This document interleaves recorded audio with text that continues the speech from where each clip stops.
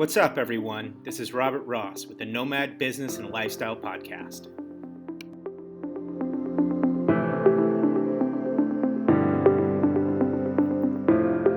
Do you daydream about quitting your job, walking away from your 9-to-5 corporate lifestyle, but curious how other people afford their lives traveling and living in a far-off location? 10 years ago, I quit my financial services job, sold everything I owned, and moved to a small surf town in coastal Ecuador with nothing but my dog, 6 surfboards, and a suitcase. Since then, I built a large hotel and real estate business in Montañita, Ecuador, called the Me Hotel and Villas Montañita Estates. But most importantly, I created the environment where I can focus my energy in every minute of the day doing exactly what I want to do, whether it's spending time with my family, surfing, kite surfing, and growing the Me Hotel. Along the way, I've spent countless hours meeting and talking to others who have traded in their corporate lifestyles to take control of their future, enjoying the life of the nomadic traveler and business abroad. On this podcast, I'm going to share my experiences and those of others that are following their passions of living in exotic locations while most importantly continuing to earn and create business opportunities.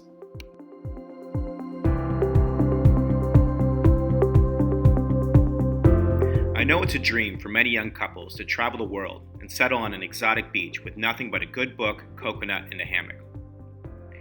I was lucky enough to do just that, but when children come into the equation, there's always a lot of concern about school and their future. Recently, I had the good fortune to talk to Keith, Keller, and Garrett Parker about raising small children in Ecuador.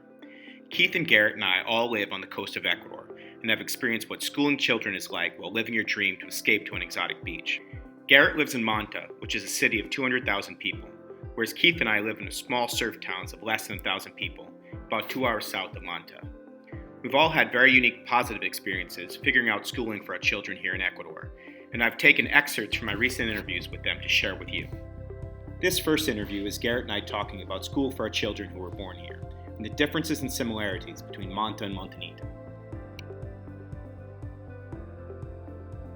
And then also kind of give maybe some details about what schools are like. Are they private? Are they public? How much do they cost? Do you think they're any good?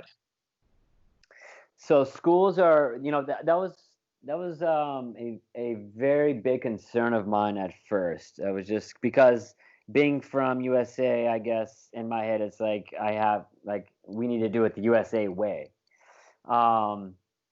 But after talking to a lot of my friends that are a little bit older than me, their kids have graduated or are in school, I got a lot of information from them.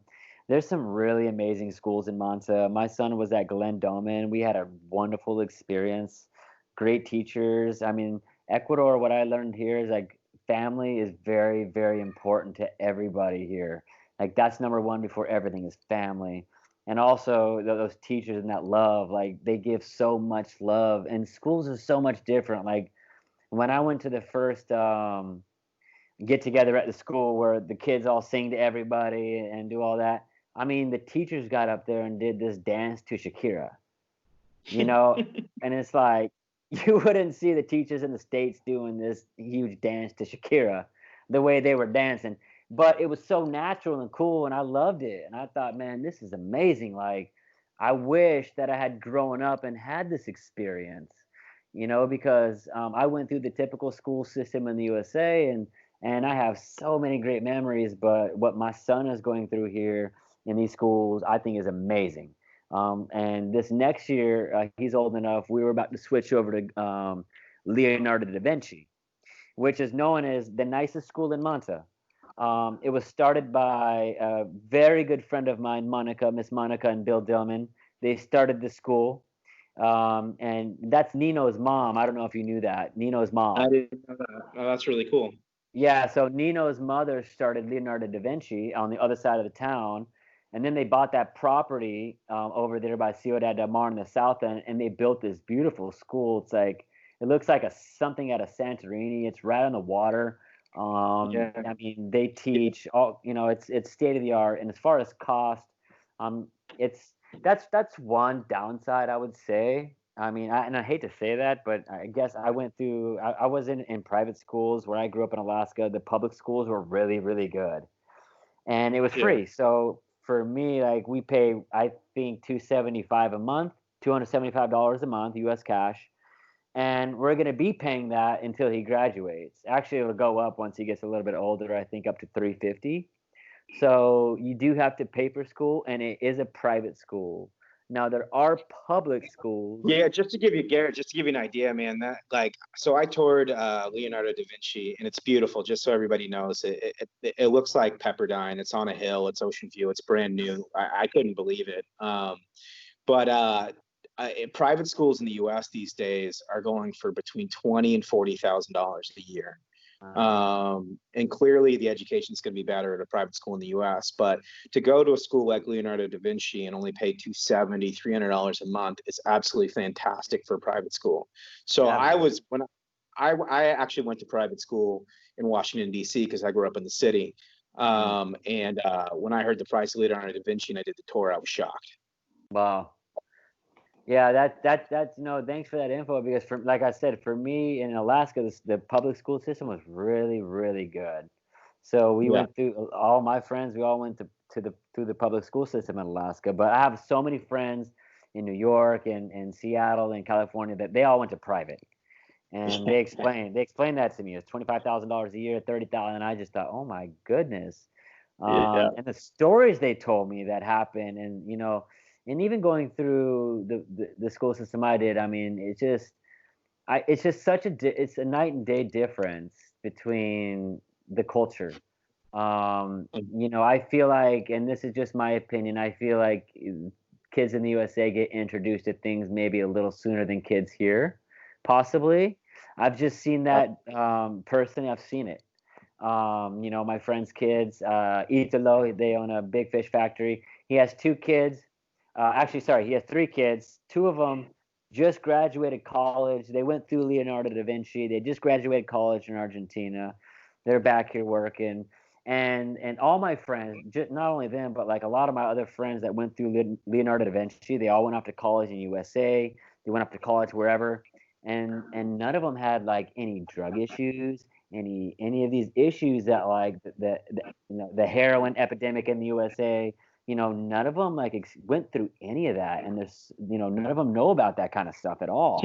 They're these really bright, innocent, amazing kids with great ideas, and I just when I call back home, I hear about my friends in school and the epidemics and the drug scene over there. It's really sad to hear. But here with my kids also, who are 7 and 4. They're like little bubble kids here. We had them in nature, surrounded by nature with animals, and we have little private schools here with just 20, 30 kids. Really, they're outdoor schools and bamboo huts. So they're beautiful. They've got a pool with I think 4 students per teacher. This was when my kids were between the ages of 2 and 5. And I had the same fears as you, that whenever I would go to the US, the kids, just what they would know at an early age as far as what's going on in the world, things you don't want kids to know at that age, which is so much more advanced. And to be honest, I miss my little bubble kids. Yeah, I know, man. This next excerpt is Keith and I talking about having small children in neighboring rural surf towns in Ecuador of less than 1,000 people. So, hey, let's switch gears a little bit and talk a little bit about the kids. A lot of people, are considering moving, and they might have small kids. It sounds like you had your first child in New York, and then I know you've got 2 more that were born in Ecuador. Tell us a little bit about, how that's worked out for you with schooling and any other concerns that you had, things that you like, things that you didn't like about raising or don't like about raising kids here. Yeah, I mean, I always tell people, if you haven't traveled the world with your wife or even as a person, I think before you really lock yourself down to have kids, you need to do that first. And if you've done that and you still want out of the matrix and the lifestyle and you want to do a nomadic style life, I think it's very important to realize you're going to eventually want to provide for your children a little bit more. And be in a rustic village that Ayampe's been, my first child he's a really good child. But it was very hard for him in the beginning because there was no other gringo kids or foreigners his age that lived where we were. he spoke a lot. He ended up speaking a lot of Spanish very quickly, being he was only 1 year old when he moved there, now 11. He gained more friends. Now there's newer, foreign people living there with their children. And so it kind of has come about in the new wave of Yampeños and people that are moving in. They're all classically happy about the Montessori school that's evolved. See, all that stuff is what I'm getting at, is evolved post, being ballsy and investing in a pueblo that had 300 people in it, 15 cows and 200 horses. Now it's got literally 15 to 20 restaurants. It's got about 30 hotels combined with Airbnbs. It just doesn't look like it because it's not sold like Montanita was side by side, where Ayampe now, it's so going back to that with kids, it's evolving, and the better future for kids is there. Now for us, we were driving our kids every day. My son, when it was time to go to school, we put him into a local school, pre-K. We believe in that. Like, I don't care if he eats dirt. I don't care if he jumps off a tree into the river and then it's swamp. I mean, I want him to indulge and swim in the germs and create those antibiotics to fight pandemics, to be strong. And don't be the little wuss who's in a bubble who's going to get sick every freaking change of weather. And we're believers of that. And so as he evolved and started going to school and getting out with the locals and became a little bit rougher, we had our second kid, and then of course our third one. And by that time, they've all gone to the school in Puerto Lopez that my wife really is the boss of. Whatever she says goes. I'm a really artsy guy. If they wanted to learn how to shape boards for the rest of their lives and run the hotel, I would let them. But my wife really she wants them to be able to deserve whatever they want later, and that means being able to send their transcripts abroad and to get accepted to a college perhaps in the States. So all the schools we've dealt with now and enrolling here into the future will have to do so. So that was one of the main reasons we were moving towards San Lorenzo. Anybody who does listen to this, that's another tip is, we waited 10 years. That's probably the only downfall of us moving out of the area more than anything was there was talks of schools come in, they never did. The Montessori is a good school, it's good enough, but they're not going to have the international recognition that probably the German school or the Jefferson and all these bigger ones in Manta and Guayaquil have.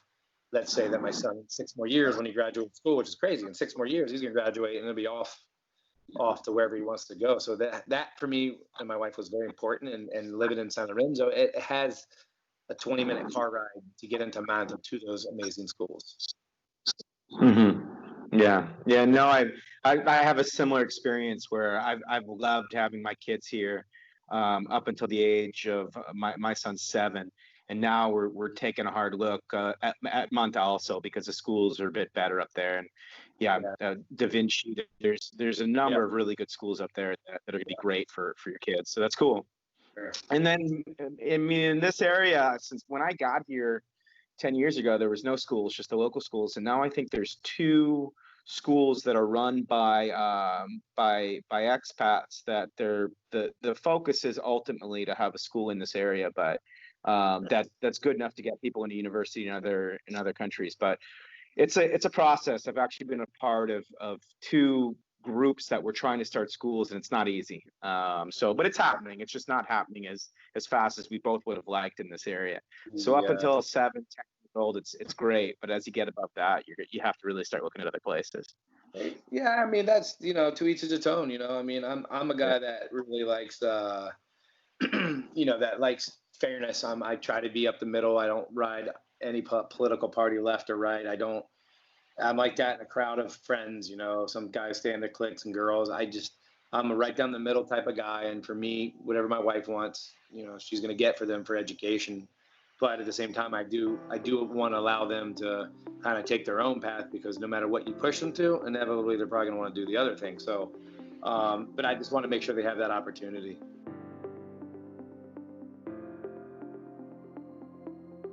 These were really interesting discussions with Garrett and Keith about raising kids in Ecuador. They have unique insight that not many people can provide. Keith and I have both lived through not having great local schooling options as we settled in really small rural surf towns. We've both taken active roles in the education of our children, working directly with schools and teachers as well as online programs. Garrett has the good fortune of already living in Manta, but if you listen to the full interview, often thinks about an easier lifestyle for himself living in Montanita or Ayampe. we're all always looking for balance. This podcast was excerpts from recent interviews with both Keith and Garrett. If you'd like to hear more from the recent interviews, please find them wherever you downloaded the Nomad Business and Lifestyle Podcast.